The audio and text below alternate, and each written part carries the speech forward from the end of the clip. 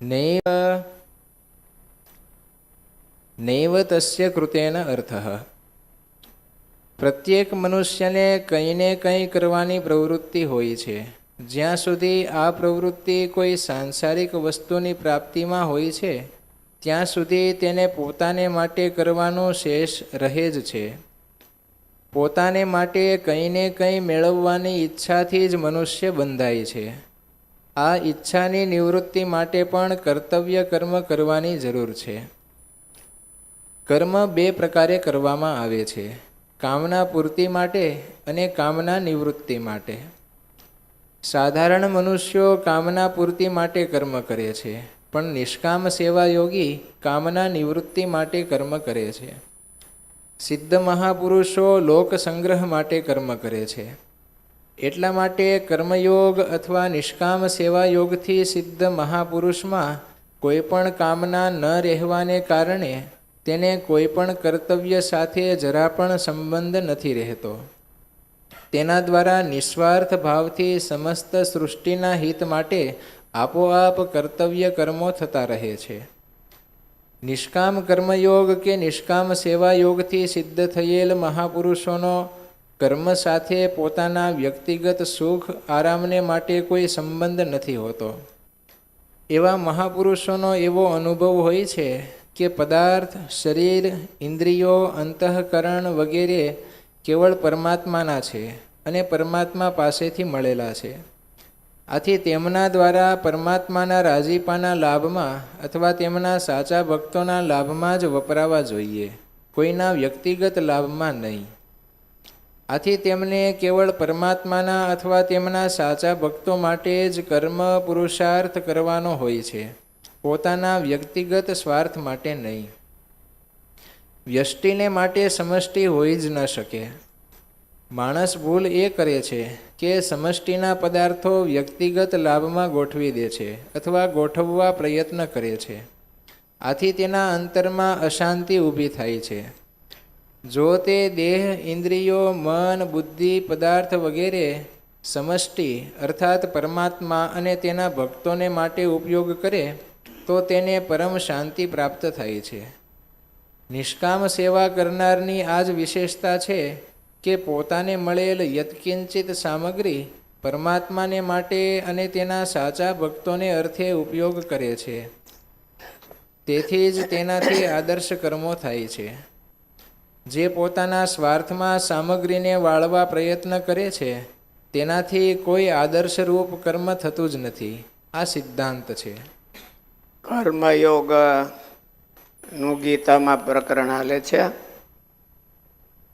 ભગવાન નિષ્કામ કર્મયોગ કેવી રીતે કરવો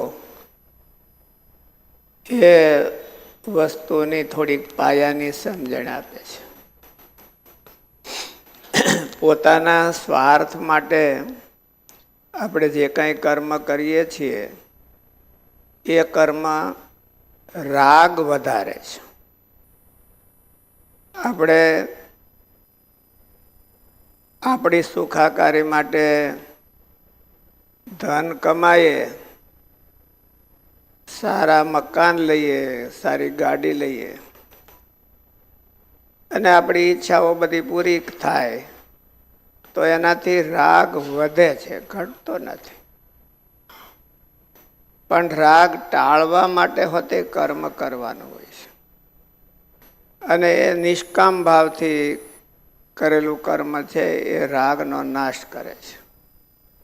ભગવાનને અર્થે કંઈ આપણે જે કંઈ કરીએ એ કર્મ જ છે, પણ એ કર્મ આપણી વાસનાનો નાશ કરે છે. મહારાજે એવું કીધું કે ભગવાનને, ભગવાનના ભક્તને માટે જે કંઈ થાય તો આપણી અંદરની જે અનંતકાળની વાસનાઓ પડી છે એનો પણ નાશ થાય. પછી ભગવાને એ સમજાવ્યું કે કર્મ કેવી રીતે થાય છે તો કે અન્નાદ ભવતી ભૂતાની પર્જન્યાદન્ન સંભવા. જીવ પ્રાણી માત્ર અન્નથી જીવે છે. અનાજ વરસાદથી થાય છે, વરસાદ યજ્ઞથી થાય છે, યજ્ઞ કર્મ કરવાથી થાય છે. કર્મ છે એ વેદોમાં પ્રમાણે કરવાથી થાય છે. વેદોનું પ્રવર્તન ભગવાને કર્યું છે. એટલે ભગવાને એવમ પ્રવર્તિતમ ચક્રમ નાનું વર્તયતી યહ, ભગવાને એમ ચક્કર ગોઠવ્યું છે કે આપણે ટેક્સ આપો તો ગવર્મેન્ટ લઈ જાય ને પછી ગવર્મેન્ટ છે એ આપણા કામ કરે, પણ એવું કરતું ન હોય. એવી રીત છે.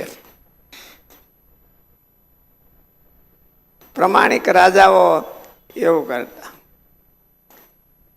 એમ કે અનેક ગણું સહસ્ત્ર ગુણ મુત્સૃષ્ટમ આદત્તે હિ રસમ રવિ, એવું લખ્યું છે કાલિદાસે. સહસ્ત્ર ગુણ મુત્સૃષ્ટમ આદત્તે હિ રસમ રવિ. સૂર્ય પૃથ્વીમાંથી જળ ખેંચે છે. ઉનાળો આવશે તો મને ખેંચવા આવે. સૂર્ય પૃથ્વીમાંથી જળ ખેંચે છે, પણ શું કરવાને? સહસ્ત્ર ગુણ મુત્સૃષ્ટમ, 1000 ગણું એમાંથી પાછું વરસાવે. અને વરસાવે એટલે માણસો રાજી થાય. એમ પોતાના સ્વાર્થ માટે ન કરે અને ભગવાનને માટે કંઈક કર્મ કરે કે ભગવાનના ભક્તોને માટે કંઈક સેવા કરે તો એની પડેલી વાસના છે એ નાશ થઈ જાય છે, એવું ભગવાને ગીતામાં કીધું. એટલે કર્મયોગ બધા એક કરવો જોઈએ. ઉપનિષદોમાં હોતે એવું કીધું કે સતમ સમાધિ વિશે કુર્વન્નેવેહ કર્માણી સતમ સમાધિ વિશે. કર્મ કરતા કરતા માણસે 100 વર્ષ સુધી જીવવાની ઈચ્છા રાખવી, નિષ્કામ કર્મ કરતા કરતા. પણ ભગવાને ગીતામાં 3 વિભાગ કીધા. રાગવાળાને નિષ્કામ કર્મ કરવાનું. જેને રાગ મટી ગયો છે અને સિદ્ધ ગતિને પામી ગયા છે એ નો કંઈ કરે તો હાલે. તોય પણ ભગવાને એવું કીધું કે એમણે લોકહિત માટે કરવું. એને ઓલું કેવું કીધું? લોક સંગ્રહ. લોક સંગ્રહ માટે કરવું. એને કાંઈ ન કરે તો હાલે. શાસ્ત્રીજી મહારાજ એવું કહેતા કે આ ગુરુકુળ જો મેં ન કર્યું હોત તો અમારા રોટલા તો સાચા જ હતા. હારા સાધુ તરીકે અમે પૂજાત. બધાય ને મનમાં એમ થાય કે હાલો આપણે એને ધોતિયા ઓઢાડી આવી અને રસોઈ આપી આવી હારા સાધુ તરીકે. એ મૂકીને ભગવાનને રાજી કરવા માટે આ કર્મ કર્યું તો એને નિષ્કામ સેવા યોગ કહેવાય. જો પોતાનો સ્વાર્થ રિયલ ન હોય તો. માણસ બતાવે ખરો કે મારે સ્વાર્થ નથી, પણ એવું કરે નહીં. એવું કરે નહીં. અને કોઈક વિરલ મહાપુરુષો હોય એ કરે પણ બોલે નહીં. કરે ખરા પણ બોલે નહીં, તો એને પરિણામ એવું આવે. એટલે ભગવાનને રાજી કરવા માટે જે કર્મ કરવું એને નિષ્કામ સેવા યોગ કહેવાય. ભગવાનને રાજી કરવા અને એનાથી બધા એના કામ થાય. એને લોક સંગ્રહ કહેવામાં આવે છે. અને લોક સંગ્રહ છે એ અનેકના ઉદ્ધાર માટે હોય છે. મહારાજે વચનામૃતમાં કીધું ગોપાળન સ્વામીને અનુલક્ષીને કે તમારા જેવા પુરુષો હોય એનું વ્યવહારિક દ્રષ્ટિએ વર્તવું એ અનેકને સુખ સંકાદિક જેવા કરી મૂકે. એનો વ્યવહાર એવો હોય કે બીજાને એમાંથી એની ચિનગારી લાગે છે. ચિનગારી લગાડવી હોય તો હામી ચિનગારી જોઈ, અને નહીં તો ચિનગારી ન લાગે. જૂના જમાનામાં બીડીના બંધાણી હોય, ઓલા ચકમકને કળી રાખતા. ચકમકને આમ રાખે, તીખારો પડે એમાંથી, અને એ કળીમાં લાગે, અને પછી બીડી જામે એમ. એટલે ચિનગારી લાગે. ચિનગારી કોનાથી લાગે? તો કે ચિનગારી જગતી હોય તો લાગે ને. એટલે એવા મહાપુરુષો છે એ રોલ મોડેલ છે, અને એને ભગવાને લોક સંગ્રહ કીધો. ભગવાને એવું કીધું કે મારે તો કોઈ કર્મ છે નહીં, બાકી નથી, મારે કંઈ મેળવવાનું નથી. આમાં એવું કીધું, નચાસ્યક સર્વભૂતેષુ કશ્ચિદ અર્થ વ્યપાશ્રય. શ્રી કૃષ્ણ ભગવાને પોતાની જિંદગીમાં અનેક યુદ્ધ જીત્યા. જ્યાં જાય, આજે બધા દ્વારકાવાસી એમ જ જોવે કે આજ કેની કોર કઈ દિશામાં ભગવાન જાય. એટલે જ્યાં જાય, કદીઓ ને કંકાલ, કેદી ને કાયો કાન, યુદ્ધથી ભગવાન ક્યારે થાક્યા નહીં. પણ જાદવના યુદ્ધ કરીને સુનમુન થઈ ગયો શામળા.